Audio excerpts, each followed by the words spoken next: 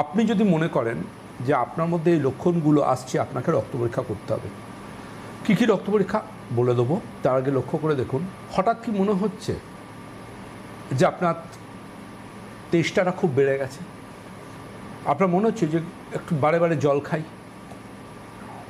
আপনি ভাবতে পারেন তো গরমকাল ঘাম বেশি হচ্ছে তাই তেষ্টাটা বেশি লাগছে। একদমই ভুল। এটা লক্ষ্য করে দেখুন আপনার ঘন ঘন তেষ্টা পাচ্ছে কি না। যদি ঘন ঘন তেষ্টা পায় আপনার, তাহলে কিন্তু আপনাকে রক্ত পরীক্ষা করতে হবে ডায়াবেটিস ডিটেক্ট করার জন্য। এটা একটা সম্ভাবনা হতেও পারে।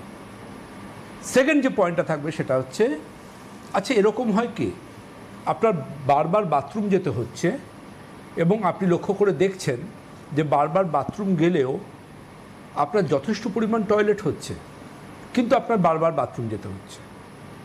লক্ষ্য করে দেখেছেন বারবার বাথরুম যাওয়া এবং যথেষ্ট কোয়ান্টিটির টয়লেট হচ্ছে।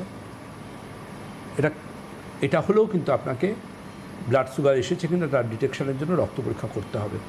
কারণ এটাও সম্ভাবনা থাকতে পারে শরীরের অতিরিক্ত গ্লুকোজ বেশি পরিমাণ জল খাওয়ার প্রবণতা সৃষ্টি করে শরীর থেকে অতিরিক্ত গ্লুকোজ টয়লেটের মাধ্যমে শরীর থেকে বেরোবার প্রচেষ্টা করছে। এটা কিন্তু খুব ইম্পর্ট্যান্ট পয়েন্ট।